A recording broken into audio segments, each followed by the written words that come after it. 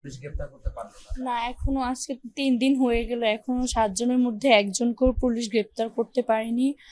আব্বুর সিচুয়েশন মোটামুটি আছে, মোটামুটি ভালো আর কি। এখন পুলিশ আইন ব্যবস্থাকে আরো কঠোর হতে হবে। এখন আজকে 3 দিন হয়ে গেলে 7 জন লোকের মধ্যে এখনো কেন একজন ধরা পড়লো না?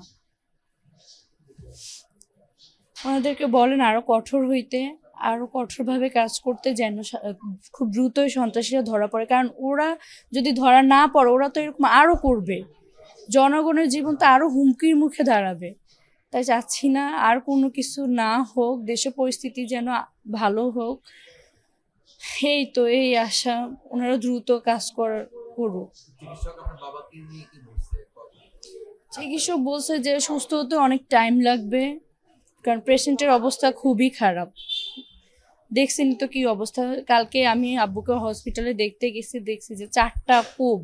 আমি তো প্রথমে ভাবছি 2টা কোপ, 2টা না 4